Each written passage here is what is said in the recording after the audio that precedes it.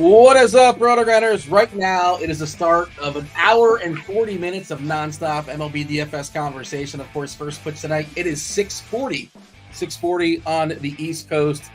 So we'll be yielding to crunch time at about 5:05, give or take. No, 6:05. That would make no sense. Crunch time coming in 3 minutes. Yeah, so 6:05, you get yourself a Derek Carty, as well as Kevin Roth. We need Roth today. We always need Roth. We definitely need Roth today. And SquirrelPatrol as well. Just a 5-gamer, some potentially dicey weather stuff lurking out there. I'll go ahead and drop Ross' analysis, his weather report in the chat for the people. What's up, chat? Do hit that like button, subscribe, turn on those notifications, do all those things. Much appreciated. It's currently yellow-orange in Chicago, straight yellow in Atlanta, and straight yellow in Detroit, straight yellow in Cleveland. We'll see. This stuff might get updated, I believe, actually. No, I thought that was an update of an update, but that's where we are right now. Joining me today, it's a very intimate GrindersLive show. It's just myself and TJ. You guys know TJ, one of the greatest DFS players in all of Saskatchewan, Canada. TJ Zwarich, if you want to get all technical. TJ, just fresh back from, you said you went to Costco. You were talking to me earlier today, and I couldn't believe it because you said I think it was like an hour and a half, about an hour ago. And you're like, yeah, I'm going to go to Costco. I'm like, how is this possible? I don't know if Costco's like in your backyard. I never in the history of going to Costco has anybody ever left the house, went to Costco, and got back from Costco in less than an hour. But somehow you pulled it off with like some time to spare, and you got yourself some poutine. How stereotypical. Yeah. So where is the Costco? Is it literally right next to you? It has to be. It's about a 15-minute drive, and so we went in with a very distinct plan. I also messaged you that I was trying to pull off a Costco trip when I just parked at Costco. So I was there when I was like just pulling into the parking lot as I sent the message. And so it's about a 15-minute drive. We also had a very distinct plan. We were gonna we knew we needed cat food, dishwasher pods, and milk. And we also had to refill our propane tank. Anything else was not necessary, so we picked up a few other things on the way that we saw that looked good because it's Costco. You do that every time. But we went in with just beeline to the milk, beeline to the dishwasher pods, beeline to the cat food. It's all in one corner, and so just basically made our way out after that. And it was $177 for those 4 items because you got 184, I think, was the total because we got a bunch of other things. Got some nectarines, got some mangoes, got some ribs. Yeah, well, anything that's on the way. I see Michael says, what about the rotisserie chicken? The rotisserie chicken, they strategically put it in the back because they want you to see a bunch of things. That's part of the plan. They're losing money on that, obviously. Is it still $5, $5.50, give or take, I think. So I'm assuming you didn't get that because you gotta. It's a ways to get to the back of the store. You probably didn't have time to do that. I don't know. The milk, cat food, and dishwasher pods are all at the back of the store anyways, but no, we didn't get a rotisserie chicken. Yeah. But you said you did get the poutine. And is it also $1 or $2 or $3 or something ridiculously cheap, like how they keep the hot dogs still $1.50 in America? $1.50 for a hot dog and a drink. Yeah. Which is theoretically 90 cents American. But how much was the poutine? $3? $4? I think it's $4.50, maybe $5.50. Really reasonable. Yeah. Yeah. And you sent me a pic of it, and it was a healthy portion. Oh yeah, big portion, big cheese curds. Yeah, I was bragging. I was bragging for sure. People in chat are talking about Costco. Yeah. You don't have BJ's up there, do you? I don't think so. BJ's nope. Wholesale Club. Yeah, nope. It's basically kind of, sort of, somewhat. Not as good a version. And there's Sam's. We can power rank those one day, and we can power rank. You mentioned nectarines. That's number one. That's a 1-1 of fruits, I believe. If we ever do power ranking as far as fruits, really, I think nectarine's number one. I think so. No, big nectarine guy. Oh yeah. Oh sure. I like a nectarine. Don't get me wrong. I love a nectarine. Yeah. But I would just say they wouldn't even be the 1-1 on this trip of fruit that I got. I would prefer a mango. Nah. I mean, mango's fine, sure, I suppose, but. Yeah. Okay. Fair enough. Let's start the controversy in the chat. I'm sure the chat's going to be all fired up debating about power ranking and the fruits. We have a nice board later on in the show too. We'll talk about that. I was sure it will inspire some chatter as well. Eric wants to know, well, is poutine good? Like, well, you wouldn't eat it if it wasn't good. It's cheese curds Delicious. and fries, and is there bacon sometimes? Gravy? Not just gravy. Like, people do all kinds of crazy stuff to it. Like, there are poutine restaurants that just do different kinds of things of crazy to poutine. But like, classic poutine is just fries, gravy, cheese curds. I like how Michael says in chat, blueberries are really good this time of year. So we're not just power ranking fruits, we're doing it seasonally too. So yeah, August blueberries, it moves up in the power rankings. I wouldn't know that, but I'll take your word for it, Michael. All right, 5-gamer. We got a 5-gamer. We have an hour to talk about it. Also, you know it's Thursday, TJ. What does that mean? It means it's a Fleet Thursday. What is Fleet Thursday? If you like Movie Monday, you're going to love Fleet Thursday. Tell me what athlete we're talking about. You're going to get one clue at a time, increments of like 5, 10, 15 minutes, depending on as far as the conversation. Let's go ahead and drop first clue. The first clue is retired. Retired is the first clue. That's all I got for you. But give me your best guess. Tell me what athlete we're talking about and what's your incentive besides just playing a fun little game. Well, you get yourself a week free of RG Premium. How do you tell me? You can tell me in the YouTube. That wouldn't count, but you can do that, I suppose. Sure, why not? But to make it official, only one guess per clue. You cannot multi-answer. Go ahead. Well, each clue as a new clue drops, you can guess again. Jump in the Discord channel, RotoGrinders.com/Discord, live stream chat channel. And last time I did this, I think it was Monday for Movie Monday. Somebody got a hole in one. If you hole in one this one, I officially retire. That's it. If you get it, I'm retired. I'm out, TJ. That's it. I'm off the show. So I don't think anybody's going to get it and retired, but you never know. I suppose it is possible. Okay, Steve just he texted me, producer Steve. I thought he was going to say somebody got it, but it was asking me something else. Like, you cannot, if you're telling me somebody just got it. All right, yeah. So he'll be on top of it, monitoring. I'll be taking a peek as well in the live stream chat and seeing if somebody gets the answer correct. All right, 5-gamer tonight. Give me the screenshot. We have, some potential weather. Again, we'll monitor that throughout. We're going to talk about it as if it's all going to go. 4 pitchers up top, I think. We'll have that conversation. Are you running a 150? Are we having fun? We doing like one main lineup? What's the strategy here? What's the plan? Doing 150, and I don't think the feud will go particularly well for you. Oh, well, I mean, so now when you phrase it like that, now you're manipulating my answers by saying it that way. I could be just saying it that way to get you to manipulate your answers. Okay, so there is 10 players throwing baseballs at the start of the evening. It's not Gordon Hayward, by the way. It's a good guess. It's not Gordon Hayward, but he did retire. I wouldn't make that so obvious right out the gate, but best wishes to Gordon Hayward. I assume it's his back's just not going to come back. So he had a good run, though. He officially retired today. Yeah, so 10 pitchers are throwing baseballs tonight. Do you know officially how many pitchers are in your pool? You're kind of bouncing back and forth. How many names are on the board? 4 names are on the board. Ooh, okay. So I can reverse engineer this. Interesting. And you said I'm not going to do well at this, which is, all right.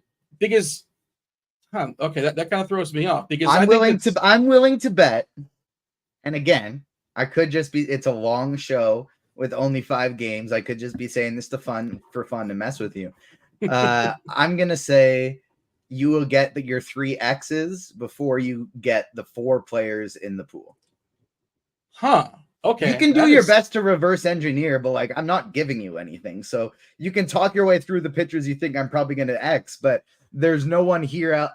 There's no one else here with you to bounce ideas off of. No, I got the chat. It's me in the chat. The chat's with me. They're going to help me out. Let me nobody else. It's me in the chat versus you. Help me out, chat, because this is throwing me off. I was not expecting this. So tell me, well, I see names being thrown out there, and I wonder if they're okay. So I assume I'm trying to reverse engineer it and say okay, so 60s guys are going to get scratched out. That's one way to play it. I think you're supposed to scratch. Okay, so I don't want to. Montero's out. I think you're rostering 4 of 9. I don't think you're playing Montero. Can we play it that way, or we don't have to play? Can I make that as a guess, or that's not an official guess? That's just me going backwards. You are only allowed official guess. I'm not gonna. You can talk your way through it, but You have to say when something is a final answer and you don't get hints. Okay, so let's see. Cam is telling me that you have Feltner. I could see that. I think Feltner is kind of sort of somewhat interesting. He's probably the cheapie. If not Feltner, it's Fulmer. And I think there's a decent chance actually you might have both of those guys. And then you're picking 2 of the 4 that are like actually quote unquote good. Charlie Morton, 40% ownership currently facing the Marlins, whatever's left of the Marlins. He is a man. He is 40. He's got 1 percentage point ownership wise for each year he's lived. 38% for Seth Lugo, 33% for Sonny Gray, Imanaga getting 21% as well. I could see you not having Imanaga. I think it's got to be 2 of those and 2 of Now, can I ask? Is any of this stuff weather permitted? Like, are you making any presumptions as far as weather? This is assuming there are no issues with weather. Michael's telling me Trevor Rogers X button. Yeah, maybe. Baltimore saw something in him to trade for him. Not that, didn't cost him a ton. I kind of like Rogers too, but I don't really want to pick on Cleveland. So I don't think you're going to play him. I'm going to say amongst your 4, you're going to have Ryan Feltner. You're going to save some salary. You're going to have Ryan Feltner. Ding, ding, ding. Ryan Feltner is in the pool. Good first guess. Steve is right. happy. Steve behind the scenes is happy. Steve on camera is happy. Steve Harvey. It's a great first guess. All right. Tell me why. Give me you want to back that up and give me it's because he's 6K essentially. Is that the analysis? He's 6K. He's 6K. He's cheap. 20% is not all that high for a 5-game slate. He's nice and cheap. He's outside of Coors Field. Angels are a lot better to right-handed pitching or the left-handed pitching than they are right. That's about it. Kirkwood in chat says he loved Freeland, and they told me he couldn't play him last night. I think that we were saying if you're going to pick amongst the Kyles, I thought Freeland was the better choice than Hendricks. But that was a good call by Kirkwood. I don't know if he ended up playing him or not, but that was a good cheapie for sure. I think. By the way, they were asking in chat as far as the umpire stuff, extremes. I don't think we have any extremes. No extremes at all as far as our umpires. I think you're going to have Carson Fulmer on the other side of the game in your pool as well. I think you're going to have both. Like you're running 150. You're loading up on bats in this game on this team, and you're loading on pitchers in this game. It just makes it easier. You're hoping for like a 1-0 game with the Angels and the Rockies. I'm saying you're rostering both pitchers in that game. So you have Carson Fulmer also in your pool. Ding, ding, ding, Dean. I do also have Carson Fulmer. You are off to a absolutely wonderful start here today. Okay. All right. Cam is giving me all 4. He's saying Feltner, Lugo, Myers, and Fulmer. He's half the way there. Let's see. And Rodri Munoz balled as well, but Moki's pointing out. I did not play him, and I think that was Squirrel's call. He played Rodri yesterday. Okay. We're halfway there. I'm feeling pretty good. Are you just going to be punting a pitcher altogether? I don't think so. Kind of working my way through. I think, like Sonny Gray, 6 straight games now where he's had at least 6 strikeouts. He's got the biggest K rate in the slate by a good margin too. He's also kind of old. I think he's 35. 30.6% as far as his K rate this season, TJ. I'm just adding a little bit of content, a little bit of data as far as the pitchers in the slate. 24.9% next highest is Imanaga. So that's a pretty good gap there. And again, they have at least 6 Ks in his last 6 games. Also the lowest Sierra by a good bit, almost a half run. 2.96 Sierra. So he's got a 3.79 ERA. You can even say he's been a little bit unlucky. BABIP over 300 as well. Left on base less than 65%. I think it's going to be 2 of those guys. I think it's going to be 2. I don't think it's Imanaga. So I think it's going to be Lugo, Ray, Charlie Morton. I think it's going to be 2 of those. Yeah, it's going to be 2 of those, I believe. So I'm going to say Charlie Morton, 40-year-old Charlie Morton, 40% owned. Shocky Charlie Morton. But look at that Marlins lineup. Did you know Forrest Wall is a Marlin? When did that happen? I don't know when that happened, but that's instant revenge, right? Good for him. Charlie Morton? Do you have Charlie Morton on your board? Yeah. Okay. Yeah. Steve was so ready for that one. He knew I didn't have Charlie Morton. It's like, did you give him the list ahead of time? Because I did not give him the list ahead of time. Fat Meat Greasy saying Meyer, Gray, Feltner, and Fulmer. Yeah. Does Cam know you? Cam says, "I told you, Dean. I know TJ. I don't know if you and Cam are personal friends or not, or he slid into DMs." No, but this is Cam just thinks he's got a good read on me. Kirkwood says that Morton is the nuts. I don't know if he's the nuts, but it's pretty good. This Marlins lineup, get used to it. It's horrendous. Yeah, Jonah Bride batting cleanup for the Marlins today. I think he's like their official cleanup hitter now because wasn't he clean up the other day also? I mean, there's Jake Berger, there's Jesus Sanchez, but there's really not much else. Why no Morton? By the way, you just think it's bad chalk, and that's like he's not somebody that's going to break the slate. That's probably your angle. Yeah, yes. It's a very small slate, and so I'm just going to load up on the Marlins side of things. At least try to a little bit, even though that lineup is absolutely putrid. Morton's not all that good anymore, and he's projected to be the highest owned pitcher on the slate. So I'm going without it. By the way, I hope you're sitting down. Mike Trout out for the season. Like who didn't see that one coming? That we kind of knew that was happening because what's the point, right? Because even if he can play, what a bummer. What a bummer for Mike Trout. Hopefully they get that knee figured out soon enough. We just got a Colorado lineup, by the way, just throwing it out there. Blackman, Tovar, Doyle, McMahon, Rogers, Taglia, Cave, Stallings, and Hilliard. Angels dropped also just a few minutes ago. Chanel, Stefanik is batting second. I think that's no Rengifo, right? Yeah, no Rengifo, Ward, Calhoun, Ohapi, Moniak, Neto, Drury, and of course, you got to hit Joe Adell ninth. The only reason why he hits ninth is they can't bat him 10th. They can't bury this guy even more. It's ridiculous. Like whatever, man. Like, why not try and develop somebody and like give him a chance? Grillmaster is asking what the color dots are next to the pitcher names. That is the tags. Basically, it's telling you who Cheese likes, who Squirrel likes, who Headchopper likes, Notorious, Team RG. Let's see who has all the dots. I'm trying to see if anybody has a plethora of dots. Got to give it a refresh. If you had the dot, if you were tasked with dots, you would not give one to Charlie Morton today. At least you wouldn't be rostering him. By the way, I'm not really sure what to do with Morton. I think I'm going to play some begrudgingly, just because the names get ugly pretty fast. Yeah, Gray's got a couple, Lugo's got a couple, Morton's got a couple, Fulmer's got one, probably for cheapy purposes, I imagine. Let's see who actually. No, Noto likes him. All right. I'm going to say Sonny Gray. I think you're going to have at least one of these guys. You're paying for one of these guys, I believe. And if it's not Sonny Gray, it's Lugo. And if it's not Lugo, you're just going with all nonsense. And then I'm out of X's. But I'm going to say Sonny Gray. But I don't feel great about it. Yeah. No Sonny Gray. You let the witness. Yeah, you let the witness. You basically told me what you're doing without saying it. And I still didn't listen to you. All right. So does that mean I don't think you're playing Imanaga? Lugo versus Detroit. That Detroit lineup is rough with no Riley Green. Who else could you pick amongst the cheapies? Like, I don't think you're playing Montero.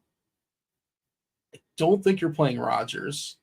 Although I kind of sort of believe in him, but he never really makes me like sharp for believing in him. I'll tell you this Cleveland lineup is more strikeout heavy than we're used to.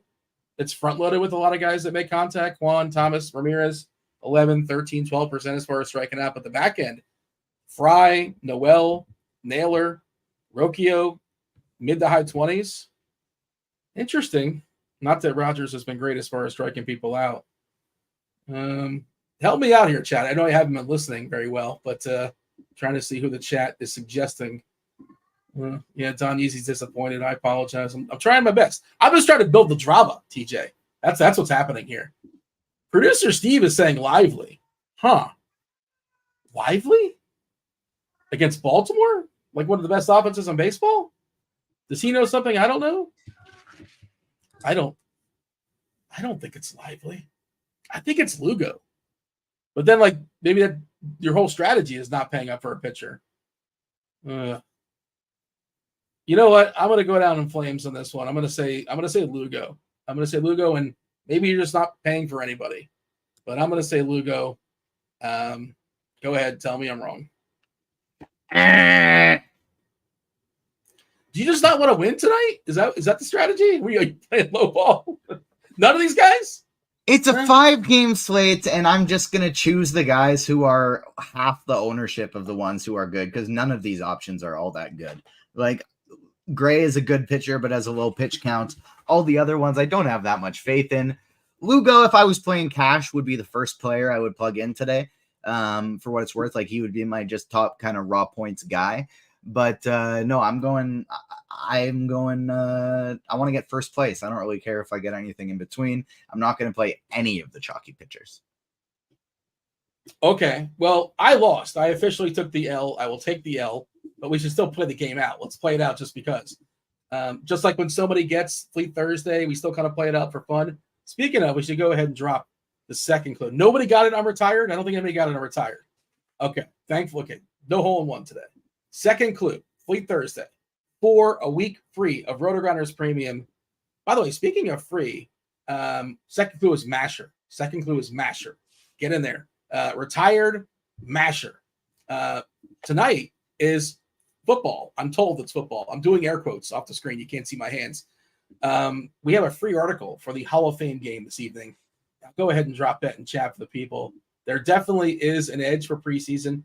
There's no requirement to actually have to watch to win. Like, you don't have to watch the game to actually cash your DFS lineups. But there you go. I believe that was Kyle. Kyle Murray will help you guys out there. And also, Discord channel for preseason football. That is where you want to be, because all the breaking news is dropping there.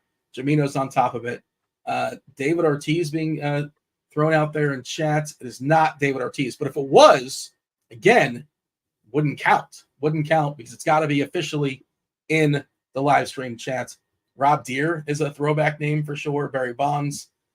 It is not Barry Bonds. I'll give you that much. It is not Barry Bonds or Adam Dunn.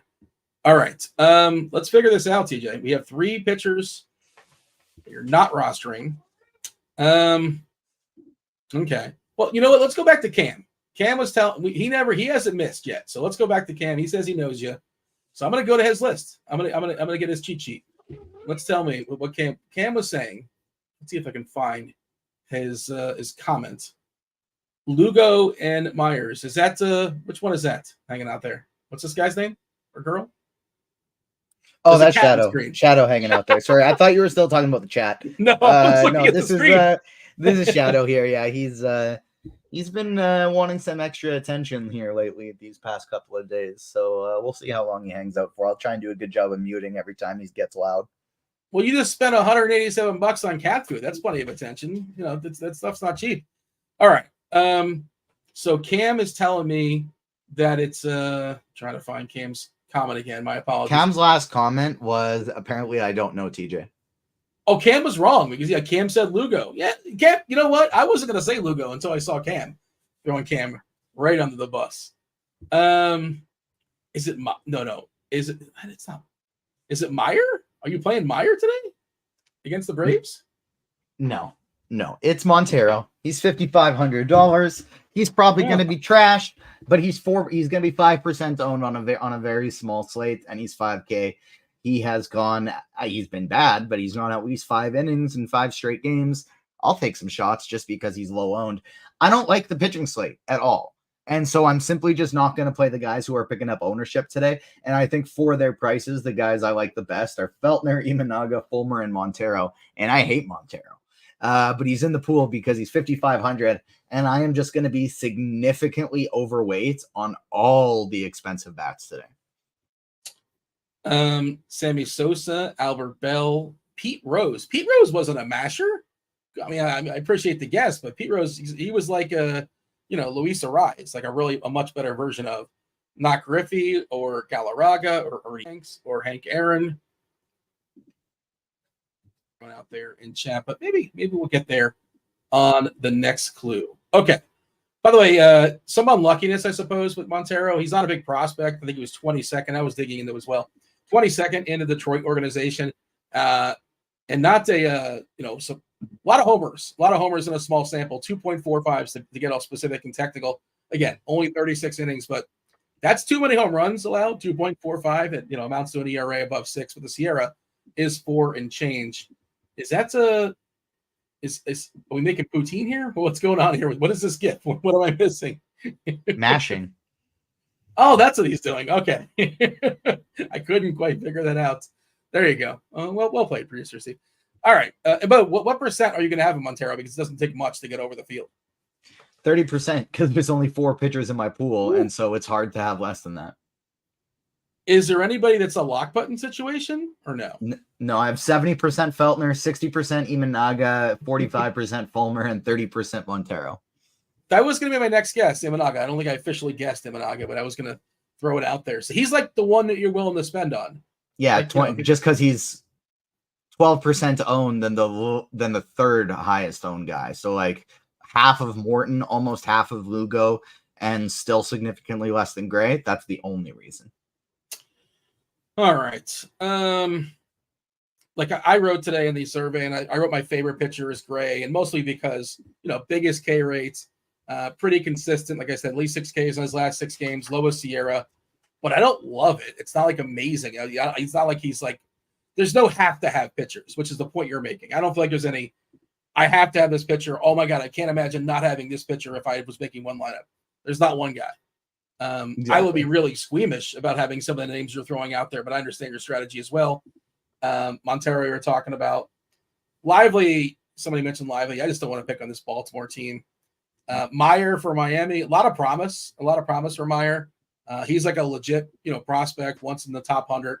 I don't know if he still is or he's out of that, wherever they would put him now because he's had some run in the big leagues.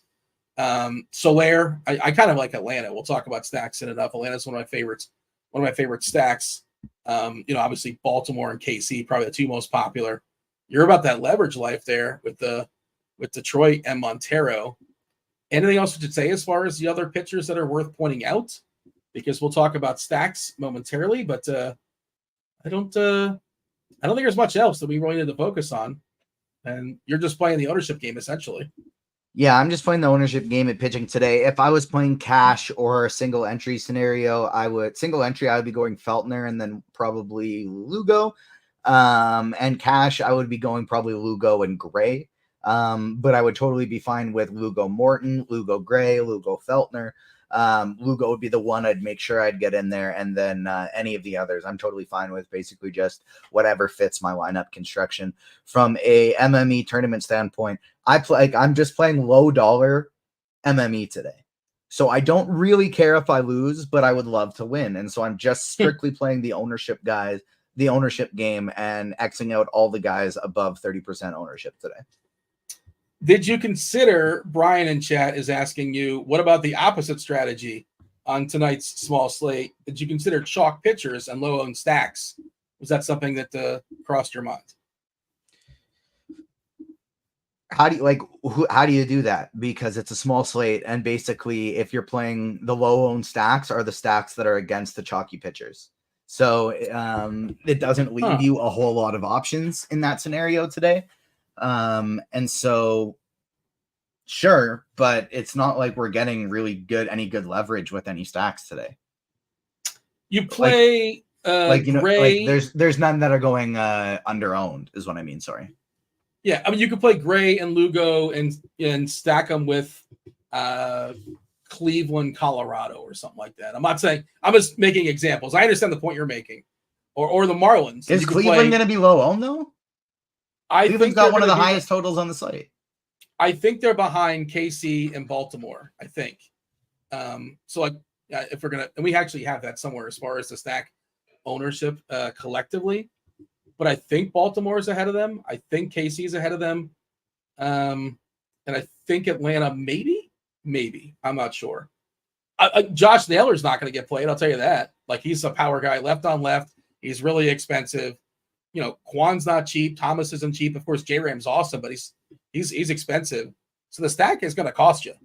But I imagine you have some Cleveland because you're rostering those. I have 20% Cleveland stacks, so I got a lot of them. Easy because of your pitchers. Yeah, that's the route. Yeah, which I get.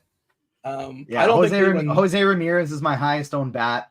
I have 15% Naylor, where he's projected for 4%. But my highest owned first basemans are Sal Perez, included at catcher as well. Matt Olson, Vinny P, Josh Naylor. So it's like I'm getting all the expensive ones. Highest owned second baseman, Mikhail Garcia. Highest owned third baseman, Jose Ramirez. Then Austin Riley. Highest owned shortstop, Bobby Witt and Gunnar Henderson. Highest owned outfielder, Anthony Santander, Lane Thomas, Marcelo Ozuna. So like I'm strictly spending up at every position here. So we got an update from Kevin Roth, and it's dicier now in Cleveland. Orange is the lead color in Cleveland. Orange, yellow. So again, Roth will be on in about a half hour, 35 minutes or so. I'll drop us in chat. The line here between squeeze the game in between showers and storms and total washout is a thin one. I think rain is likely, and if it's heavy enough that it causes a delay in game, it could mean the game never finishes. Not from the rain that causes the delay, but from more storms later. They should do everything they can to avoid a delay, even if it means playing through rain. So if they announce a delay, and again, not to speak for Roth, but that's just me reading the article. And again, the stuff changes, weather is fluid. He'll be on in a half hour with an update to the update, but we want to be aware of that. Just kind of be on top of that. And if they do announce a delay, that is the first game too. There's two games at 6:40. I would be cautious based upon what Roth is saying here. And like you reserve the right, TJ, just so you know, you reserve the right to change. You know this. You could change your strategy. If you happen to win a tournament with Sonny Gray, it's like, hey, look at this jerk. He said he wasn't going to play Sonny Gray. Well, like you had to do some things, right? That's all this goes. Weather permitting, this is my plan. I just dropped it in chat. L21 is asking. That will be there is multiple places to keep an eye on, but right now Baltimore Cleveland appears to be the diciest, as it's orange yellow. If you know raw scale, the lead color is the dominant color. Orange is scarier than yellow. There you go. So that's the one we should be cautious of. They're demanding a third clue for Fleet Thursday. So I am, after all, TJ, a man of the people. So we shall deliver the third clue. The third clue is bully. So we have retired, masher, bully. That is our three clues. Let me know in the Discord what athlete we're talking about, and you get yourself a week free of RG Premium. Okay. Anything else that should be said as far as pitchers? We'll get a Spidey Bomb every 50 likes today. I see the people are asking about that in chat as well. We are over 50, so I got the first one ready for the people. This is a Spidey Bomb that has hit in 3 straight days of being a Spidey Bomb, and so I can't not play him if he's just going to keep hitting home runs every time I pick him. We're going Anthony Santander, Spidey Bomb number 1. Only plus 350 today, but he is my favorite player overall to hit a home run. I like it, assuming that game goes. But yeah, Santander is it's a pretty awesome play. We got Jackson Holiday. Shout out to Jackson Holiday in the 9-hole for Baltimore, mostly because that team has such great depth. But we did see him come back and bang out a grand slam last night. He's still really, really cheap. He's on the road, so still feel pretty good about him as far as getting those 4 ABs. Multiple people in chat are saying Albert Bell. I wonder if we can get that clip. You've probably seen it at some point. Was it Fernando Vina? Famously, he bullied. It's not Albert Bell, by the way. People assume bully Albert Bell. He was a masher too. Joey Albert Bell. I think he went from one of them he didn't like, and he changed. I don't remember which one it was, but same person. He just bullied over Fernando Vina, like on a play, like going to second base, almost knocked him out, like threw an elbow like at his chin. But pretty famous play in baseball lore. Maybe there's got to be a GIF of that. Maybe producer Steve can find one for the people. Joey Albert Bell, just like throwing an elbow and almost knocking out Fernando Vina on like a tailor-made double play. Okay. Anything else we should say as far as pitchers, or shall we talk stacks? Let's do it. Let's pivot into the stacks. Okay. You made the board as far as stacks. We kind of bounced back and forth as far as some potential topics. And, I figured I'd cater to you. I'm like, TJ, you know a lot of things, but you specialize movies, TV, among other things. Marvel. But we're talking about 2024 movies. 2024 movies that came out this year. Best movies you've seen in the year 2024. And but it's just throwing that to the chat. Let us know what the best movie you've seen or the worst movie. You can say worst movie as well, because that probably is on the list also. I'll make a small adjustment to that. I ranked it based on my favorite movies of 2024. Not necessarily the best, but my favorite. Okay. Because I feel like a lot of people in chat, when they're talking about movies, they don't necessarily understand the difference between those two things. But as a movie critic, that's kind of my job. And so the top of the list is not the movie I think is the best movie of 2024, but it is the movie that is my favorite movie of 2024 by a fairly wide margin. All right, fair enough. Derek is saying Barbie is the worst. Well, Barbie didn't come out this year, and Barbie was actually pretty good. So, but again, that is subjective. Yeah, you've seen the Barbie movie, I assume, yes? Oh, of course, multiple times actually. Would you agree that it's the worst, or would you disagree that it's the worst? No, it is. It was one of the best movies of 2023. Yeah. All right. Let's see. What is the chat? Several people are talking about Deadpool. Let's see. Any movie. Michael was talking about movies that are streaming. I don't think I've seen any of these, actually. I don't believe so. We shall discuss momentarily, though. You want to go ahead and tell the people, explain your board? Favorite just came out this past week on Thursday, Deadpool and Wolverine. Like I said, I don't think it is the best movie of 2024. It was not a tightly knit story at all. I think the villains were lacking some motivations, even though they were super cool and acted incredibly. But it was nonstop laughs. It was so much fun. It's my favorite movie of the year by far at this point. Number 2 is Challengers, tennis movie with Zendaya, Mike Feist, Josh O'Connor. Absolutely incredible film. That is probably the best movie of 2024 so far, in my opinion. Number 3, Fall Guy. Really close between this and Challengers for me. Love both of these movies. Just so much fun, the Fall Guy is. Dune Part 2 is number 4, because even though I think objectively a very strong film, the cinematography is incredible. The score is incredible. The acting was really good. I just don't really care about the story in Dune all that much personally. It doesn't really do it for me. So it's number 4. And I haven't even seen number 5. And I adore comic book movies. Comic book movies are my favorite thing. That's why Deadpool and Wolverine is not up top. But Madam Web is just a terrible attempt at a film. And there's a weird thing going on with Sony and Marvel, where Sony owns the rights to use Spider-Man and his characters in movies, but they can't really make a good movie. And so that's why Spider-Man gets put in the MCU movies, which are done by Marvel Studios, not Sony. But it kind of seems like they have a weird secret rule where it's like they're not allowed to mention Spider-Man in any of their own movies, so they keep using his side characters but refusing to mention him, and they just make these terrible movies. Some people asking about Hitman. Hitman was 2024. It's just you know how Dean likes to do the tiers. I can't do my 5 favorites. If I could do my 5 favorites, it would probably be on the list. But it would have to replace Challengers or Fall Guy, and I liked both of them more. Both of them are better. But Hitman is still very, very good, and I loved it. Yeah, I haven't seen any of these movies, but I did lobby. I just yielded to you, but I said I was surprised. It's funny. I thought Hitman was Fall Guy. That's how I read it for some reason. I think of those movies in a similar genre. I've not. They are very similar. Action rom-coms, and they're both hilarious and fun and full of good action. Where is Despicable Me 4? B Spurf wants to know. Have you seen? I have not seen Despicable Me 4. That's I definitely am not a hater of animation and specifically kids movies, which Despicable Me is, like Dean. But right here.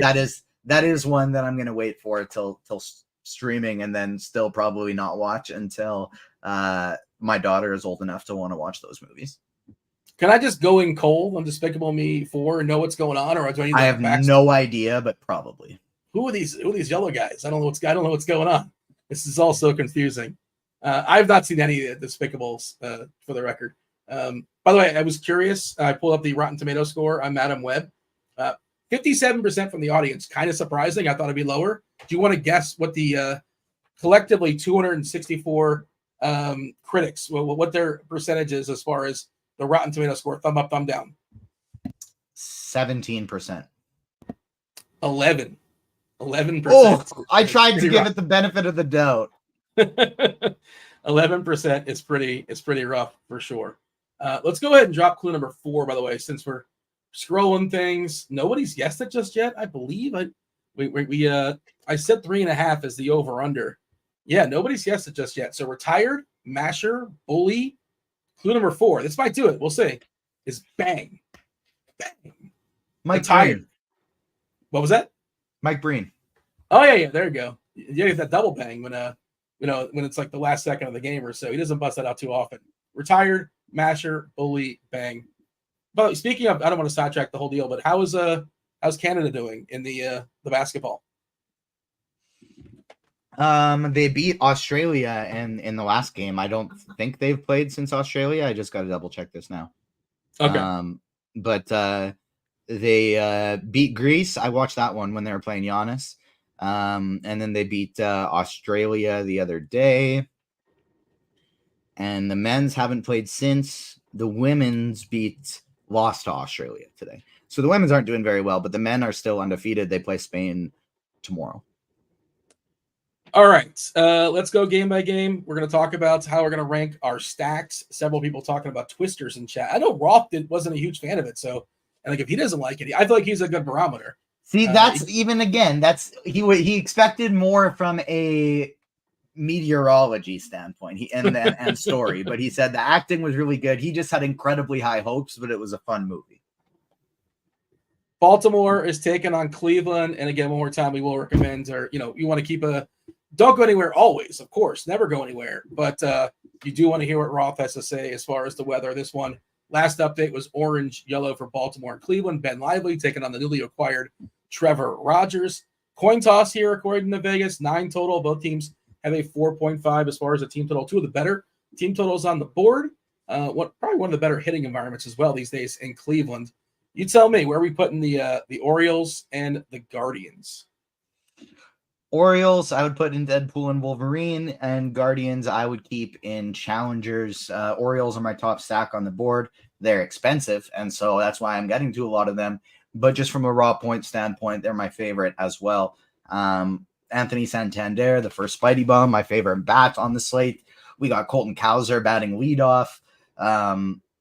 Lively is really good to righties. He's not so good to lefties, and this is a lineup that only has 2 righties in it. So I'm getting to a ton of Baltimore today.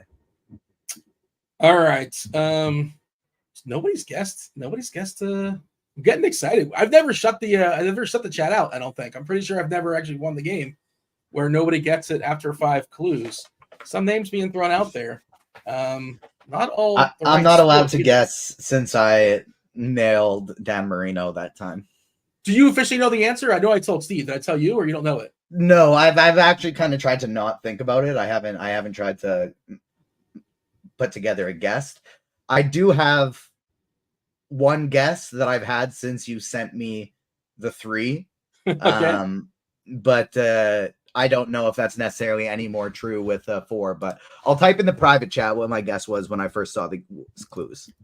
Question. I know you talk about Santander being your favorite play in the slate. Shortstop. You're going to spend up, and probably this is like whatever's in your stack, I'm guessing. Witt or Gunner? You have a preference amongst those 2? If I'm choosing one, it's Witt. I have over 30% of both of them, just slightly more Witt. But Gunner is absolutely great too. Just he comes in behind. Shout out to you, TJ. By the way, you nailed it. You got it right. You are correct. And the chat had an extra clue to play with as well. They have 4 clues, and you guessed it correctly. And I'm glad you did not just throw it out there, because you could have potentially ruined the game once again. So nicely done. Oh, I got it right. Yeah, you got it right. You got it right. So you get a week free of RG Premium. Producer Devin will slide in your DMs, and he'll juice you up. Okay. Kansas City taking on Detroit. Seth Lugo and Montero. I know you're on Montero a fair bit. Of course, KC, one of the more popular teams. No MJ Melendez in this Kansas City lineup for what it's worth. Where do we have the Royals and the Tigers? Royals, I have up in tier 2 with challengers. Steve nailed it. Getting to a lot of Royals today, going up against Montero, even though he is in my pool. They are my second highest owned stat, coming in behind Baltimore today. Detroit, for me personally, would probably be fall guy, just because I'm playing some of these ugly stacks against the pitchers who are picking up ownership today, but I don't think they necessarily deserve to be there. I would probably put them in Dune Part 2. Looking at this Detroit roster, and I mean, Dylan Dingler is an amazing name, but can you tell me about Bly Madras? What do you got on Bly Madras? I have 2.3K on DraftKings. I have the splits advantage, and I have a decent projection in the bat. Yeah, 28 That's years what old. That's what I got on Bly Madras. Not a prospect. Yeah, I don't know what's going on here, but this is what they're rolling out, and he's super cheap, I suppose. You're supposed to say, TJ, he is professionally trained to swing a bat, a piece of wood, and he'll get like 3 or 4 chances to do so, and maybe the ball goes in the away from the defenders. But yeah, he's cheap and whatever. But yeah, I just thought, and he's also batting 5th. Like, imagine batting behind Bly Madras. Like, how do you think Zach McKinstry is feeling right now? Like, I'm hitting behind Bly. Are you serious? All right. This is why, like, this Kansas City, Lugo looks really good, just because the absence of Riley Green just magnifies how terrible this Detroit lineup is. And he only does so much. You can only hit once every 9 times, but still, it's a brutal lineup. You know what my basic strategy for today is? Like, you know what it pretty much boils down to? What's that? It's baseball. Anything can happen. It's a 5-game slate only. And I'm just going to do the opposite of what everybody else is. I'm basically like, it feels pretty terrible, but I'm pretty much doing the Eric Johnson strategy that he does on every slate, but I'm just doing it on this one because it's a small one. Is that a shot fired at Eric Johnson? You think he takes offense? Okay. I doubt he will take much offense, but yes, it is a shot fired. I don't know if he's playing the slate because Oakland's not. To be fair, you know what? We're going to be fair. He was on Oakland before everybody else. He's got a mansion these days he's working on, I suppose. But like, let's knock out the 5th clue. Let's give it to the people because nobody's guessed it just yet. And this is exciting. Never shut the chat before. The last clue is whoa. Retired, masher, bully, bang, and whoa. WHOA. There you go. Are you piecing together where these come from? And does it kind of make sense to you, TJ? Because you already know the answer. You can kind of reverse engineer it, but all right. Because that's a weird clue, I suppose, but it makes sense in the grand scheme. The Marlins, you thought Detroit was bad. Have you seen the Marlins? Have you seen Jonah Bride, a cleanup hitter? Kyle Stowers? All right. Marlins taking on the Braves, 8.5 total. Charlie Morton versus Max Meyer. Morton is almost a minus 205 favorite, monster favorite here. It's going to be hot in Atlanta, as it always tends to be. Yeah, there is some leverage if you like leverage opportunities. Curious, before you give me your ranking, how much money are you allowing yourself to leave on the table tonight? Because if you're not playing the pitchers that cost money, are you allowing yourself to save $3K for some lineups? When I'm hand building, I usually I don't really care if I leave a lot of salary on the table as long as I like the way my lineup looks. But when I'm throwing a bunch together in lineup HQ, I pretty much just put it at like 500 remaining as my limit all the time. We got a winner, by the way. We got a winner. Somebody actually answered it in YouTube chat. Good job. Doesn't count. But somebody also answered it in the Discord and got it correct. I believe it's the first person to get it correct. Feel free to correct me here, producer Steve. But yes, it looks like DJ Esquire got it correct. Let's just go ahead and go over it real quickly. Retired. This person no longer is playing. Masher. They're a masher. I didn't necessarily they're a lefty. I didn't say lefty masher, but they're a masher. They mash things. Maybe they mash baseballs. Bully is a tricky one. It could throw you off a little bit.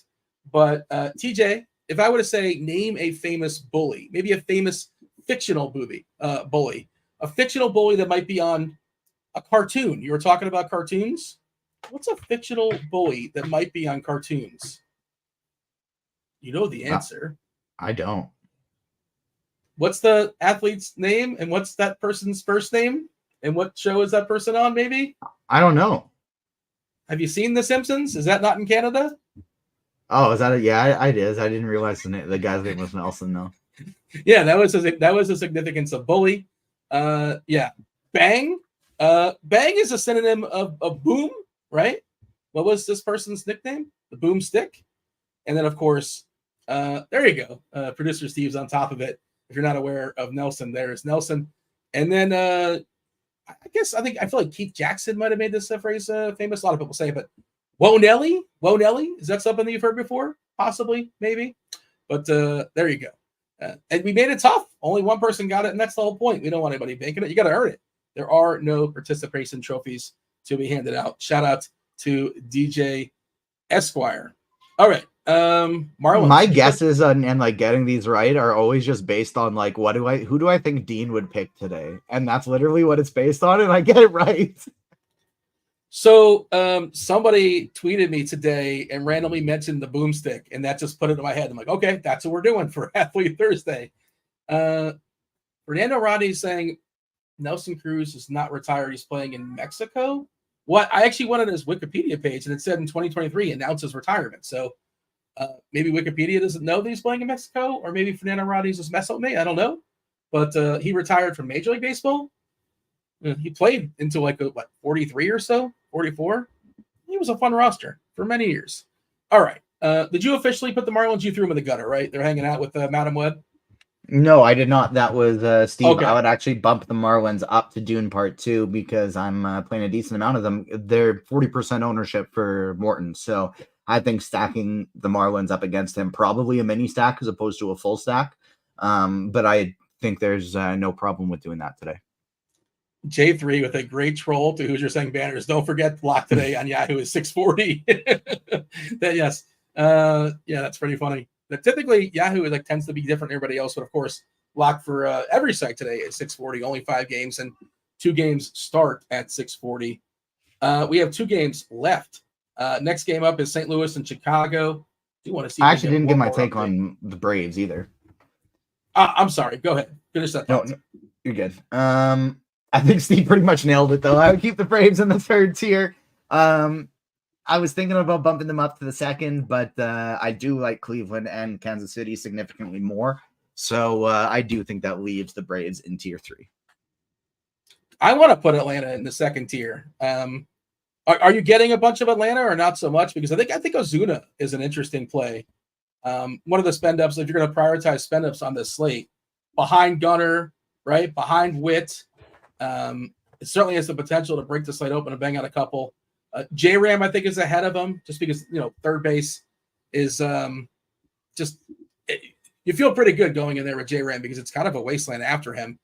I think he's the top outfielder. If money wasn't a thing, is he the top outfielder in the slate? He might be. I'd say he's behind Santander for me personally, but I do like Ozuna too. Atlanta's my highest owned mini stack. They are my 5th highest owned full stack. Okay. Yeah. I think I'm getting a lot of Ozuna Soler Riley or Ozuna Olsen Riley, Ozuna Olsen Soler, that kind of thing. Somebody just guessed Tanya Harding in the chat. I appreciate the effort of playing off a bully, I suppose, but the game is over and it's not Tanya Harding. And technically it was Jeff Galooly, I think, is the one who used the club, if I'm not mistaken. Okay, now we officially have 2 more games. So 10 more minutes until crunch time comes in. Derek Carty, CEO of the Bat and the Blitz, as well as Squirrel Patrol. We also have Chief Mineralogist Kevin Roth coming in. Let's knock out these last 2. Let's get the likes up. Have we given do we have 100 likes just yet? So Spidey gonna? We do. I'm just picking who Spidey Bomb number 2 is right now. You're picking? Wait a second. I get a list from him and from Spidey, and then I get to decide the order. It's literally a matter of whether or not I think the people can get up to 150 or not, because I don't know if they can. And so I don't know if I should give my like super sneaky high odds one yet, or if I should save that to 150. I think I'm going to save it. And so we're going to go Spidey Bum number 2 is Michael Toglia batting 5th for the Rockies today, plus 450. Michael Toglia is Spidey Bum number 2. Wait, how big is this list, and how are all the guys in the list supposed to homer? You're supposed to pick, like, he's like, listen, 2 of these 7 are going to homer, and it's up to you to figure it out. No, they're all going to homer, and I give them out based on likeliness. This all sounds suspicious, and I don't want to, have an investigation live on air, but I'm starting to. I always have a set amount of Spidey Bums that I can give out before every single show. I say that at the beginning of every single one. Today I have up to 4, and I'm just deciding of which way order to give them in. And so the most likely one, my favorite one overall, that's why they were first, is Anthony Santander. And I'm just thinking, like, are the people going to be able to get 3? Or are they only going to be able to get 2? I don't know. We're 30 likes away from a third. Yeah, challenge accepted. They'll knock it out before we get out of here. 30 more likes. That's not asking too much. Sonny Gray taking on Imanaga. 8 total, basically a coin toss here, according to Vegas. No Chicago lineup just yet. We still have 2 hours, so nothing really bonkers going on there. The only lineup we don't have currently is the Cubs. We do have St. Louis, Wynn, Contreras, Goldie, Arenado, Pham, Donovan, Nootbaar, Pages, and Ciani. Where do you have the Cardinals and the Cubs?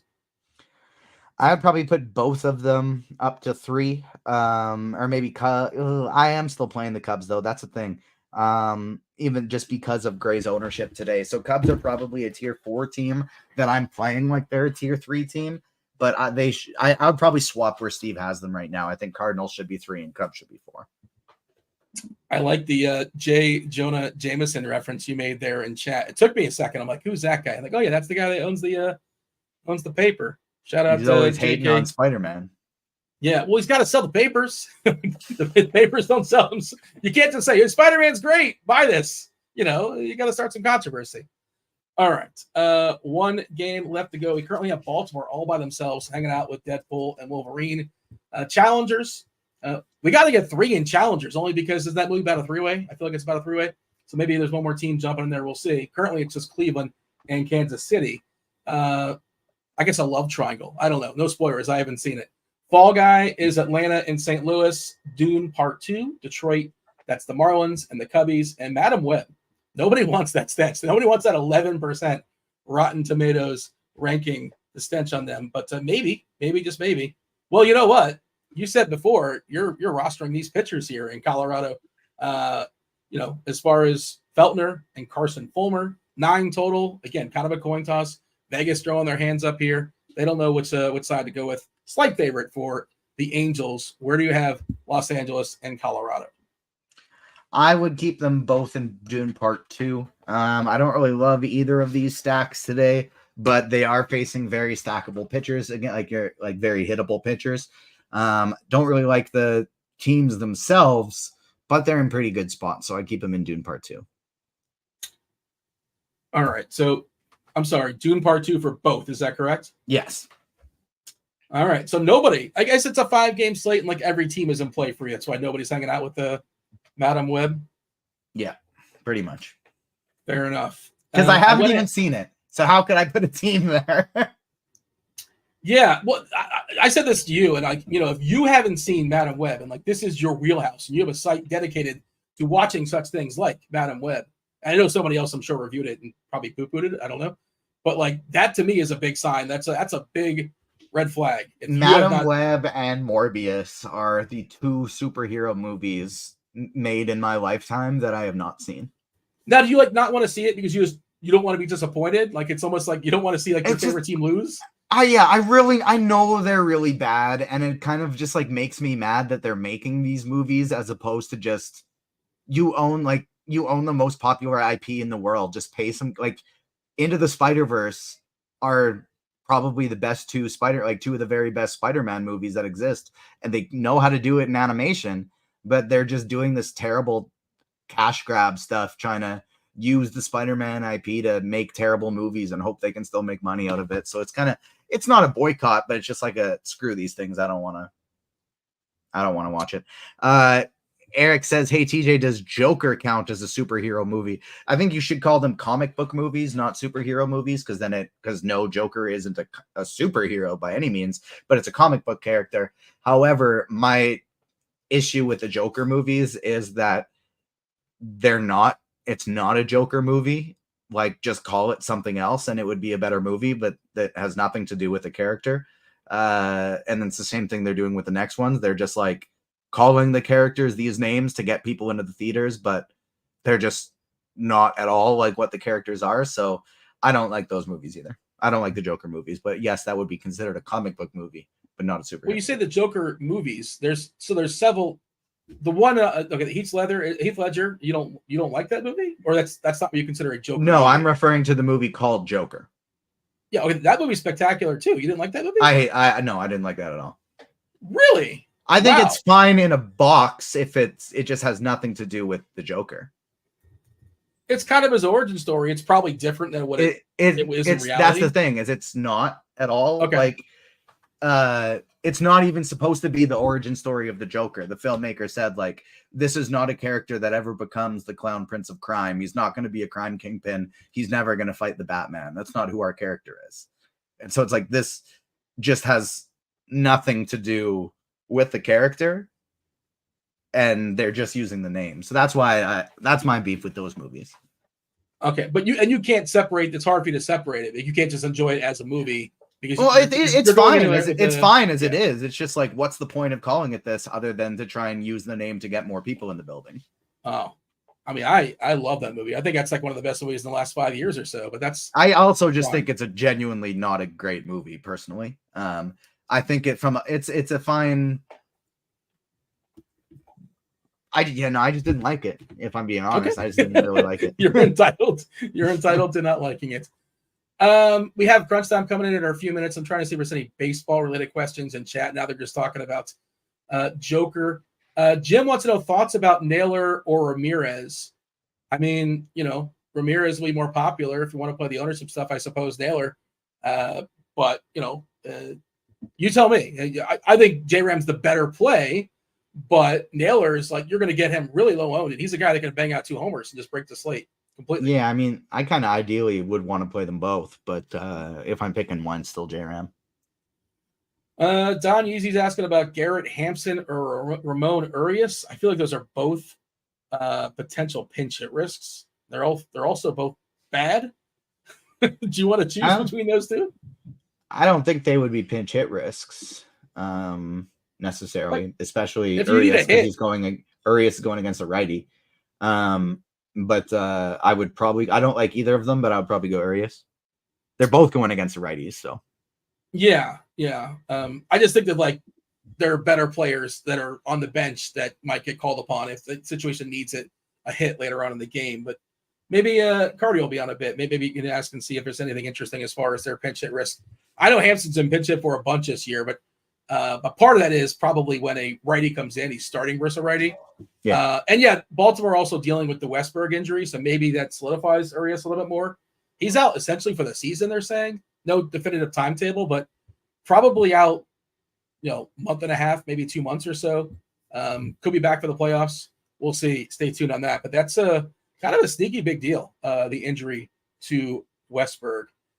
Let's see what else going on here in the chat that might be somewhat relevant. Do you have a bold fade? I guess your fade is just you're fading the quote unquote good pitchers. I'm fading everybody over 30% owned today, so it feels terrible. But one last check is I guess Roth will come on and give the updates. I will go ahead and drop the article for the people. If you're playing, are you playing or watching, or do you care about the Hall of Fame game tonight? Free article if you're playing that this evening. Are you going to dabble in such things, TJ, or not so much? I am not. But you know what? I just thought of what a good comparison for Joker is. Okay. Moneyball. How's that a good comparison? Because Moneyball is a lie? Like it's that they don't talk about nothing about Moneyball is actually have to do with what happened in that organization. They completely omit big players, but it's a really good movie, just like enjoying it as a movie. Right. And I think if you're looking at it like, oh, I loved what happened in the analytics for Oakland I want to learn. I'm so glad they're telling this story. And you go into it thinking that's what it's going to be. Well, it's probably going to be pretty terrible because they didn't actually portray that at all. But they just used the names because they knew that would get people in the building. That's kind of what Joker is. It's a completely different character. It has nothing to do with the character. But it's a fine story in and of itself. Well, yeah, the narrative with of some Moneyball acting. Like part of Moneyball is true, obviously, but like they omitted the part where they have these 3 awesome pitchers that are all super, super cheap or on these like, team controlled contracts. And Tim Salmon, Barry Zito, and Mark Boulder. Like that. Well, and it also was nowhere near. It also wasn't just like we need more guys to get walks. Well, that's kind of that sort of is part of it, though. That is part of it. Getting on base, that's part of it. Well, yeah, and the Joker putting on face paint is part of it, but that's not anywhere close to his whole character. Well, they don't have like 17 hours to dig into it. They got to make it to a. It had nothing to do with that. They just told a different story. All right. You got use it with marketing. That's what it is. I just like the movie. Like I didn't need to be I'm going to watch the remake or not the remake, the sequel. I guess it is. I'm not a fan of musicals, but I'm in. Like you can call it whatever you want. What Joker's Folly or what is it a French title? What's the name of the new Joker movie? It's supposed to introduce Harley Quinn, and again, they're making a Harley Quinn that is nothing like the character. And that's Lady Gaga, right? I believe it's Lady Gaga. It's what? Lady Gaga. There it is. Eric wants to know how many Detroit stacks you have. I think you said you had a lot. How many Detroit stacks do I have? I'll tell you exactly how many. I have 10. Let's see. Berger, Sanchez, mini stack for Miami. I have no issues with that. That's fine. Let's see. Do we get to 150? We got another Spidey bomb for the people. Make sure you choose wisely on that list. We do not, and we are 4 likes away. So 1 like away now. So let's get the people to get it up there. Obviously, they will. I'll just say to Michael Tyler in the chat, this is probably just part 1. Let it go. No, this is what I do for a job. I know for a fact that I'm directly quoting the director. He's saying he made the characters differently and they won't reference. It's not just a part 1. Never mind. Well, that's a different day for a different show. Crunch time's almost here. But we now will have enough for Spidey Bomb number 3. I told you I would be making it somewhat sneakier. And so we're going plus 750 Michael Bush, Spidey Bomb number 3. All right. I don't mind that. If he hits it, it can go far for sure. JB wants to know favorite 20 max DK pitchers. So you're running 150, I believe. Is that correct? You're not running 20, but if you were running 20, do you know who your favorite pitcher? Probably, I'm going to guess for you, probably the pitchers throwing baseballs with Colorado and the Angels. I'm guessing those are your 2 favorite, but I could be wrong. One more time for me. Fulmer and Feltner is 1, but favorite number 2 is Imanaga. You're too busy arguing about the Joker in chat. Is that what's going on? If Michael's going to be an idiot, I'm just going to say, see you later, Michael. He's got an opinion. You have an opinion. It's fine. Like your opinion is based on facts. You're saying it's fine. Send them to your website, and maybe you can inform Michael. So go ahead and check out Agents of Fandom. And no, he says, "Oh, my day job is to be a troll," and so I blocked him because what he's doing is literally being a troll.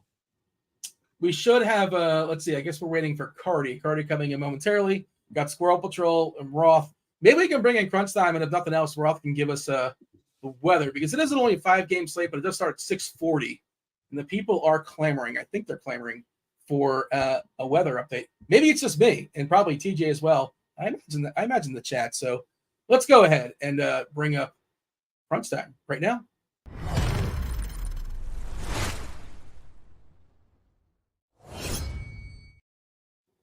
All right, Kevin Roth, Squirrel Patrol, love Squirrel. We want to hear from Roth first here. Do you want to just step aside and get out of here, TJ, and have Roth knock it out as far as weather? What should we do? Hang out. I mean, Carty's not even here yet, so I mean, we probably want to hang out a little bit. Hang out because I'll give weather, and then you'll have some insight, and that will help. And then let's do that.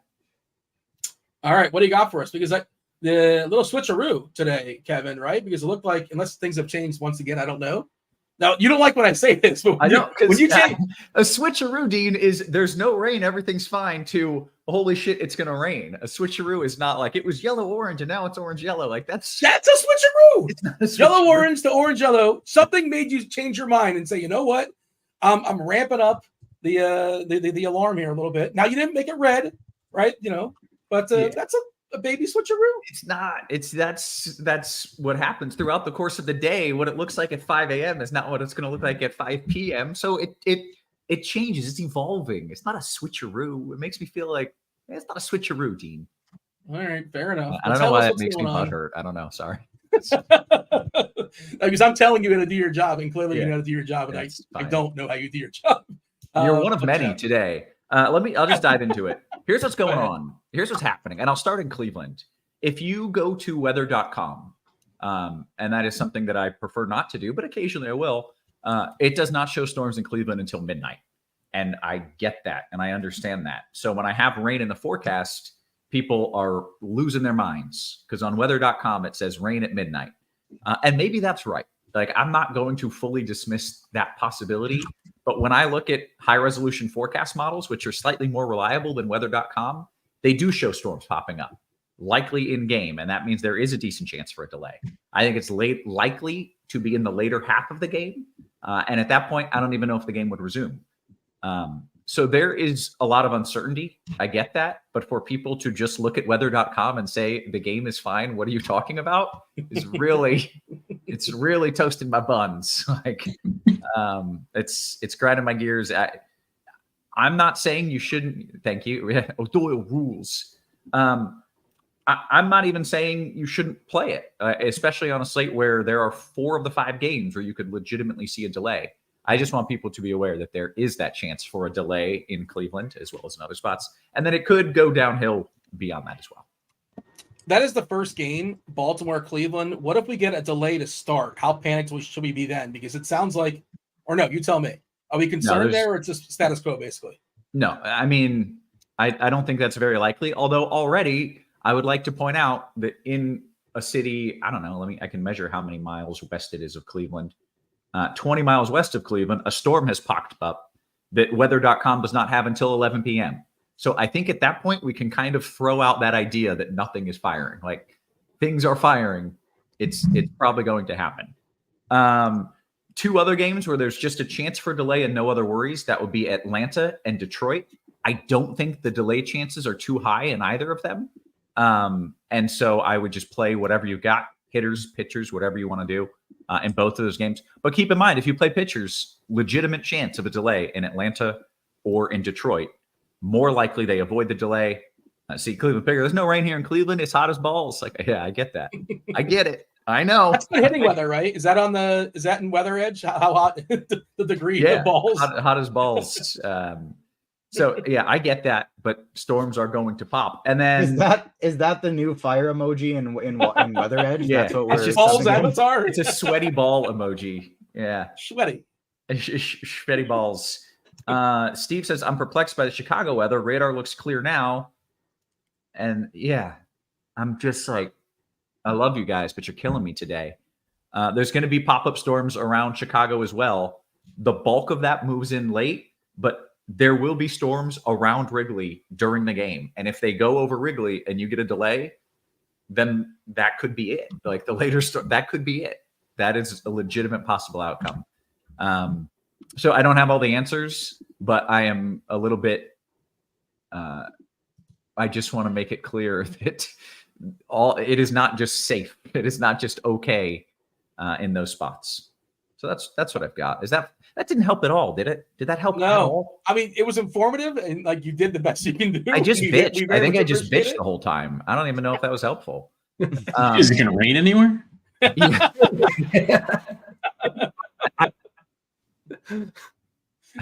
I think pitchers in Chicago is risky. I know a lot of people want to play pitchers in Chicago. I'm not going to call you wrong for doing it, but I do think it's risky. And if you make that choice, make sure you are aware that there is a risk that they get bounced in the freaking second inning. Like that could legitimately happen. Bats are risky to some degree as well. No, that's what I I'm not sure if it's my internet or something. It's kind of choppy, so I'm just going to step aside and get out of here and send it to Roth. And you guys have less than 25 minutes now to break down the 5-gamer. Myself and TJ do appreciate y'all watching the first portion. Hit that like button if you have not done so just yet. Do subscribe. Turn on those notifications. You got Squirrel, you got Carty, and you got Kevin Roth. Roth, take it away. Thanks, good stuff. As always, welcome to it, ladies and gents. You know the drill. It's crunch time. It's two of the sharpest minds in the biz. We got SquirrelPatrol in the house. Is he dancing, singing? What was that? You're just talking to yourself? I don't know. You were just like, I was kind of like sitting up in my chair, like to get my head in the right. That's fair. There was like some bobbing and some mouth movement going on. Welcome. Happy to have you. Do you hate this slate as much as I do? It's a complex slate. There's a lot going on. I would say that the slate is about as messy as the weather report, and I guess the two are coincided as well. So. Okay, well that's fun. What did this comment say? Does Roth have weather here? Because I couldn't understand anything he just said. That's great. I'm glad I'm being helpful. That's fantastic. We got Derek Carty as well. He is the creator, inventor, CEO of the Bat and the Bat X Enterprises. What up, Carty? Not much. How's it going? For the record, I do not hate this slate as much as you do, but I don't think anyone could. So yeah, that's probably very true. So to be clear, chance of a delay exists in Atlanta and in Detroit. There is a chance of a delay. I still think you probably play pitchers and certainly hitters in both of those games. There is a greater chance of a delay in Cleveland and especially in Chicago. I think playing pitchers in either of those games is risky. And in both Cleveland and in Chicago, there is a chance that if these storms pop and you get a delay, it goes beyond delay into, is this game going to finish? Are we going to get 9 innings? Those are legitimate possibilities. So that's what I've got. I think we just all play the, LA game or whatever's out west. We just all play that one. Everybody stack it up and we got nothing to worry about. So that's where I'm at. If things change here, especially for, the early games as storms are developing, as I look at Cleveland, I'll let you know. But that's where I'm at. And we don't have a whole lot of time. So let's dive into the slate. Carty, I'll let you start with what you're doing pitcher wise, which I assume involves what you want to do in Chicago. Yeah. So there's kind of first to be clear, there's no good pitching on this slate, like doesn't exist. There are 4 pitchers that are fine and that are all basically the same play. 2 of them are in Chicago. That's Sonny Gray and Imanaga. You also have Seth Lugo in Detroit, and you have Charlie Morton in Atlanta, who are kind of more or less the same. So if you're worried about weather at all in cash, like you can just play Lugo and Morton.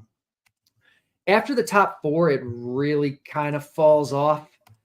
But because nothing's really good, it's the kind of slate where just about every pitcher on this slate, you can make a case for playing in tournaments today. The only guy I'd say I probably wouldn't make a case for is Trevor Rogers, but even that, like you can. Outside of those top 4, my favorites are probably Carson Fulmer, Ryan Feltner, Max Meyer. But then you have Keter Montero for 5.5K. Like you can play him. It's a can we get the Steve? Can we get a blender, play whoever you want kind of sound going on right now? It's that for pitchers, which is kind of rare. Usually play whoever you want. Yeah. It's that basically. Okay. That's fair. Squirrel, let's bring you in. You can play whoever you want, but I assume there are people you want to play more. What are you doing? And how are you handling the weather risk? Because I'm telling you right now, I'm not saying you have to fade pitchers in Chicago or in Cleveland. I'm just saying it is not the safe play in either spot. Yeah, there's like nothing really outstanding. And I think that if you really wanted like the top high upside pitcher, it's probably Sonny Gray going in Chicago. So like that makes things a little bit of a mess. I would say that Charlie Morton is probably the safest option. He's good. He's facing a bad team. He's not the most expensive pitcher on the slate. Like if we were talking about Charlie Morton being like the best like safe option, that kind of means you can play just about anything. It really is a play anything you want slate. I like my general take on the slate is that things were going to gravitate too much towards the top options like Sonny Gray anyway. So like he's maybe going to be overowned. And then maybe people aren't going to like factor this rain in enough. So like, I don't know. I think you should maybe aim to be under the field on Sonny Gray. If you want to play like a safe-ish type lineup, then like Charlie Morton's probably your guy. And you want to pair him with like probably Seth Lugo. But I don't know. I think you should probably aim to be overweight if you're doing multi-entry or even in single entry, like overweight on some of these super cheap guys that just might put up a fine score, and a fine score might be good enough at pitching. Do you have favorites of the super cheap guys? Like, do you have a guy who you are most excited? I know you're not excited about any of these guys, but maybe, you prefer one crappy guy over the other.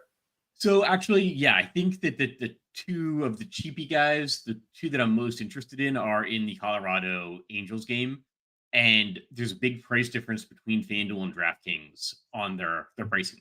So on FanDuel, Ryan Feltner is much more expensive, and Carson Fulmer is the cheapest pitcher on the slate. So like on FanDuel, I would go play more Carson Fulmer and less Ryan Feltner, and it's reverse on DraftKings. On DraftKings, I neither of them is the cheapest guy on the slate. On DraftKings, Feltner is less expensive than Fulmer, so I would go over the field on Feltner on DraftKings. Okay. Very good. I feel like that covers pitcher as best we can do it. We've done weather as best I can do it. We've done pitchers. Let's talk about the bats and the stacks, and hopefully, please God, tell me there's clarity there. Squirrely, you can lead us off in what we like here. Oh God, there's not, is there?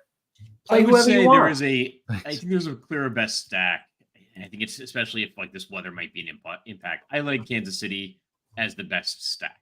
I think beyond Kansas City, like Baltimore is probably going to be up there as well. But there's some weather concerns. There's just potential that they're overowned. I think Baltimore is tougher to get to on DraftKings. It's much easier to get to on FanDuel. And then probably third is Atlanta. Some of the other stacks like Cleveland, I'm not as high on. I think St. Louis is going to maybe go underowned. You can pretty much play anything. I think even like the Cubs are an interesting option if Sonny Gray is too popular. Probably just the teams lowest on are Miami and Detroit. I just think they're long shots to be like the highest scoring teams on the slate. But even there's an argument for like game theory type of like if Charlie Morton ends up super high owned because people don't want to play Sonny Gray because of the weather, then like I don't know if Miami has like a decent game, then they're going to end up being super high leverage. Yeah. Okay. Fair enough. Carty, when you look at the potential stacks here, anything that you're excited about stacking, and then what are you doing that's maybe a little sneakier? Yeah, I like Miami and Detroit. For real? For real. Jesus. It's the kind of slate I feel like where like nothing's really that good and everything's kind of projects pretty close together. Like Baltimore is going to be the top stack. So you want to have some Baltimore. But then like the next ones are just like fine. It's like, Atlanta, KC, Guardians, everything projects pretty closely. I like the Marlins more than I like the Tigers, but the Marlins are like super cheap. They actually project middle of the road in terms of projection. They're going to be one of the lower owned teams, and you're going to get probably huge leverage off of one of the chalkiest pitchers on the slate. So I like Miami today. And to a lesser extent, I like Detroit for the same reasons. They don't project as well, but they're cheap. You get the leverage. And everything's kind of pretty similar anyway. Okay. Very good, guys. We got to go around the horn. We got to go position by position. Carty, start me off with some catcher talk, and then we'll work our way through it. So I think as we go position by position, we kind of just need to assume like everything's going to play, but filter out whoever you want based on weather. Yeah. Filter it out basically on your own risk tolerance. Like if you don't want to risk it, I would say Chicago is the, highest risk spot for bats, but I don't think there's any hitters I would tell you don't play because the risk of a postponement is too high to play a guy. Yeah. So the top guy is probably Wilson Contreras in that Chicago game. But Salvador Perez, Adley Rutschman, they're kind of right with him on the top tier. So if you're playing, lower risk, Salvy's probably your guy. If you need to save money, Sean Murphy is 3.1 for Atlanta. Bo Naylor is 2.5 for Cleveland. That's catcher for me. Okay. Squirrel, your thoughts of catcher? Yeah, I think Wilson Contreras and Salvador Perez probably the best options. Logan O'Hoppe, though, is pretty close to them at a discounted price. Adley Rutschman's really expensive, but you can make an argument for him as well. I'd say that just about every other guy is just a play in your stack guy. How about first base? First base. So I like Paul Goldschmidt. Salvador Perez is also first base eligible. Matt Olson, and then Jake Berger, I think, is like hitting second for the Marlins. I think he's one of the best point per dollar options, honestly. Carty, your thoughts first. Sorry, I'm working the mute button real hard because of screaming kids. Carty, your thoughts at first? First, it's pronounced Berger. Second, you're not allowed to like him because you said you hate the Marlins. But this is the kind of thing that I like today with the Marlins. Like, Berger is probably the top first baseman on the slate. He's cheap. You get the leverage. He's not going to be sneaky. Like, he will be probably the most owned Marlin, I would think. But he's reasonably priced. He's good. On FanDuel, where you don't have to play a catcher, I still think you can play Salvi or Contreras. Goldschmidt's good over there. That's where I'm at. Okay, very good. Take me to second base. See if there's any Frenchmen over there we like. No Frenchman. Michael Garcia is going to be our top option today by a decent amount. Hitting leadoff for KC against Montero, one of the weaker guys on the slate. But second's bad today, which means you can play weird, dumb stuff like the Miami guys. You can play Otto Lopez for 3.1K. You can play Jonah Bride for 2.4K. Because otherwise, you're just paying 4.2 for Michael Massey or 4K for Nico Horner against Sonny Gray. So, like, just give me the cheap, dumb Marlins. Cheap, dumb Marlins? Squirrel, you are not on board with that. What are you doing at second? Well, no, I do think Otto Lopez is a really good option for 3,100. I'll say, I'm not super against the Marlins. I'm playing some 5-man Marlins stacks. Like I said, I think that there's a chance that they end up being like the best, leverage on the slate if people are not going to play Sonny Gray. And I think Charlie Morton's ownership is probably going up. I prefer a couple of the Kansas City guys like Michael Garcia and Michael Massey, but I agree. Like, this is some of the lowest projections I've seen at a position. And it's only 5 games, so don't feel like you need to play anything at second base. Like, you can spend down. And like I said yesterday, I think the most fun play at this position is Jackson Holiday at 3,000. I'm glad that you mentioned that because you did say that yesterday, and then I'm pretty sure he had himself quite a game. Did he not, Squirrel? Yeah, he hit a grand slam. He's a fun, top prospect. So maybe he does that again. He's just fun to play. I was on board yesterday. I'm on board today as well. Take me to third base, Squirrel. What do we like there? Yeah, I think Jose Ramirez is the best option. I think Austin Riley is, a little bit behind him and a little bit cheaper than him. Then Jake Berger is a great point per dollar option. And then after those 3 guys, I'd probably just play whoever is in your stack. Okay, very good. Carty, your thoughts at third? Very similar. Jose Ramirez at the top. I like Austin Riley quite a bit. Berger, though, I think is right up with them today, and he's cheaper. Michael Garcia on FanDuel, where you can play, or I guess on both sites, where you can play him at third or second. You can play him at third. And Jonah Bride, again, another dumb Marlin thing. He's 2.4K. You can play him at third on DraftKings. Okay. I think that takes us to shortstop, Carty. So it's Bobby Witt, it's Gunnar Henderson, and then it is a massive fall off to everybody else. You want to try to get up to one of them if you can. My preference is Witt. I don't mind Henderson, though.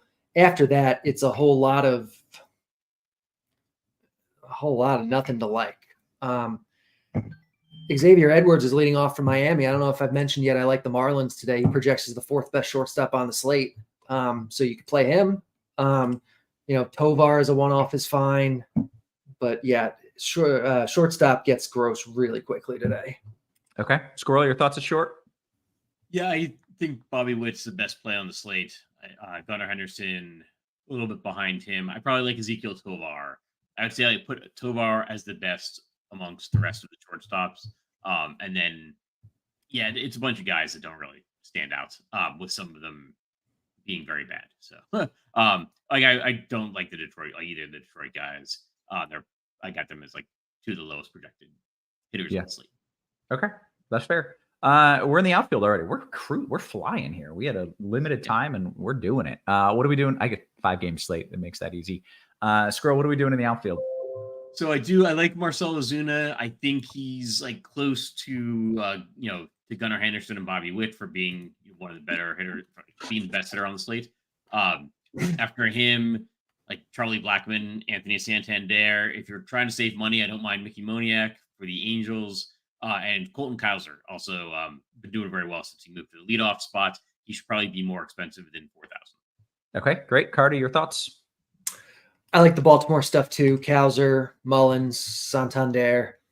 I like Jorge Soler leading off for Atlanta. I like some of the Cleveland stuff. They have Lane Thomas now. Tyler Freeman's cheap. Jesus Sanchez for the Marlins, I think is a great play. And on FanDuel, I like Taylor Ward a lot at his price. Okay, good stuff, guys. We want to get the people some home run picks. We want to answer some questions as well. Make sure you hit us with the thumbs up. If you're watching this, you may have realized you didn't pay to watch it. It's actually free, which is crazy. But we're doing that for you, and all that we ask is that you hit that thumbs up. Maybe subscribe as well. We do it every day, sometimes multiple times a day. And I want to give one final weather update because we've got some people joining late or some people who just want to know the latest. I think for the 3 earlier games here, we're talking Detroit, Atlanta, and Cleveland. I would essentially play everything as planned. Of the 3, Cleveland by far has the higher risk of something going wrong that could even potentially impact bats. But I don't know if that risk is high enough that I would fade it in Cleveland, especially on a small slate. In Atlanta and Detroit, you have a chance for a delay, and that's it. There's nothing that could go worse than that in those games. Just a chance for a delay in those spots, and not even a super high chance of a delay in Atlanta and Detroit. So Cleveland's kind of that next level up on the risk tier, but I still think you probably stick with it on a smaller slate. And then the highest risk game is going to be Chicago. That goes for pitchers specifically, or at least especially is maybe the better word. You could get lucky and they could dodge pop-ups and you could get a full clean game in, or you could have a delay in the second inning that could eventually wipe out the whole game. So there's some risk and there's certainly some uncertainty. And I know that uncertainty can be a good thing in GPPs. So if you're okay with that risk, then I'm not saying you have to fade anything. Cleveland Picker says it's raining here now. I think he was the one who said it's not raining in Cleveland. We're fine earlier in the show. Hey, we're good now. You might be right after all, Roth. Yeah, it would be crazy. What would be the odds? I had someone say, you know what? I don't even want to bitch about it. It's fine. And my Twitter is just filled with such toxic nonsense. Let's hit the promos so that I don't get fired. Get ahead with the competition. RG Premium, we've got an option for whatever level you're looking for. 6-month combo subscription, exclusive price, $469.99. That'll save you $250 as opposed to buying 6 individual months of combo premium. If you are not a fan of commitment, you get a month of RG Premium for $120. That's combo premium for $120. Or you can do what I do, or what I would do. 3-day pass is $19.99. And once you check that out for $19.99 for 3 days, you're going to be hooked. And then you're going to be signing on for the long term. But go ahead, give that a shot. 3-day pass, $19.99. Usually I say something that I spent money on that was more. I don't think I spent any money today, so I have no comparisons. But $19.99 3-day pass, good stuff going on. What do we got? Just getting here. Is the Cleveland game going okay? Yeah, we kind of missed the weather updates. There is no immediate concern, but there is potential issues later. Let's take some questions. Let's do that. Jumping in the RG Discord. That's where the cool kids hang out. Make sure you are joining in on that. And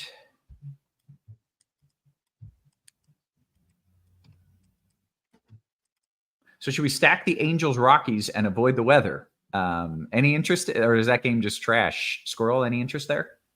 You can do that, but then you got to figure out pitching as well, because there's only so many games.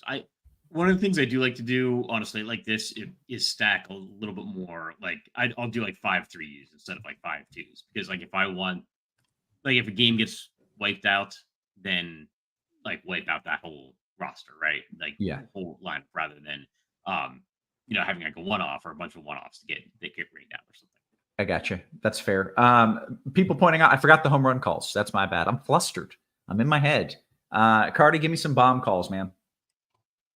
Top guy on the slate is Santander. A little bit under the radar is Jake Berger. I think it's Jacques. It's Jacques Berger. Jacques Berger, yes. Yeah. Sorry, that's my bad. Yeah, it's okay. Betting wise, there's not a lot. Cedric Mullins plus 650 looks okay. Okay, great. Squirrel, you got a few favorite home run calls. You hit Gunner yesterday, or not Gunner, Jackson Holiday.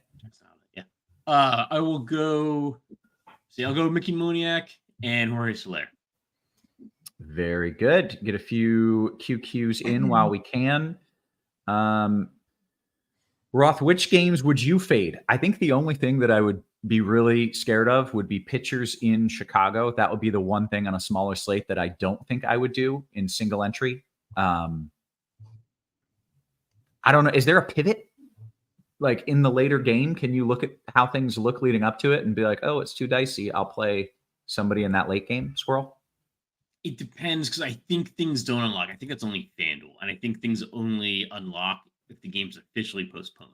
But let's say you're waiting until right before lock in Chicago, because I'll give an update, and it doesn't look good in Chicago.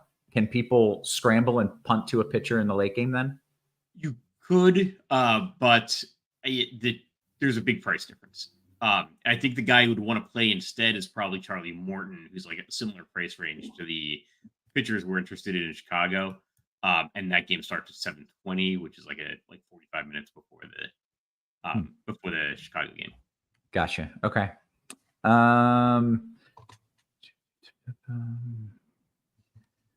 Cardi, I'll give you this one. Blink says, with a dew point of 75 and a feels like temperature most of the night in the high to mid 90s, do you think Marlins Braves could be a good game to stack in a large field DK GPP?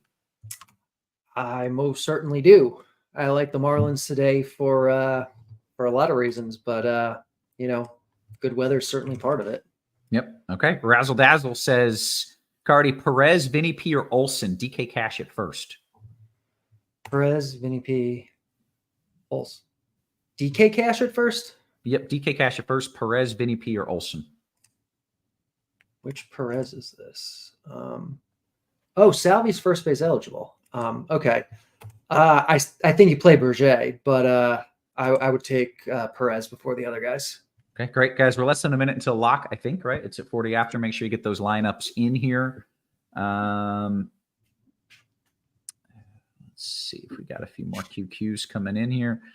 It seems like the bat is another Cardi question. It seems like the bat likes the Marlins most days. Is that true? When you consider that nobody wants to play them and they're cheap and they're probably not as bad as you think they are, especially when they're away from Miami. Anytime they're away from Miami, they're going to get a park upgrade. The weather's been good. Like, it's the best hitting weather of the day in Atlanta today. Yeah. There are reasons. Some of them are game theory reasons, but yeah, there's reasons to like the Marlins. Great. Okay. Squirrel, are Shota and Lugo fine in a GPP? It depends on the weather. I think Shota is in the Chicago game. I think anything's fine for a GPP, honestly. So, okay. Yes, I'll go with yes, but be aware of the weather concern. Fair enough. Okay. Shout out to Peter, who says, great trio here. I appreciate it, guys. You're welcome. Thank you. We try. What else do we have? We've hit the lock, seeing if there were any immediate questions that I could answer here. Scroll your favorite pitcher in FanDuel single entry. I know that we've hit lock, and maybe it's too late for your favorite pitcher. I don't know. Well, I would say that probably the best play for like safety and upside and floor and lack of weather concern is Charlie Morton. Like if getting your money back is going to be important to you, then I think Charlie Morton's your man today. It sounds like from the weather forecast. If you want to get risky, Carson Fulmer is the cheapest pitcher on the slate. There's not weather concerns in his game either. And nothing really differentiates itself that much on the slate. Yeah. Okay. Good stuff. I feel like perhaps that is a good way to close things out here. Again, I will be posting updates on the weather here as we get a little closer to each of these games, especially to the Chicago game. So I'm not going to leave you hanging. Make sure you follow me on Twitter at KevinRothWx if you don't already do so. Sorry, on X at KevinRothWx. We're going to bounce on out of here. So for Squirrel, for Carty, for our wonderful production crew, always working hard behind the scenes, guys, we appreciate you. We love you. And we will catch you tomorrow. You have been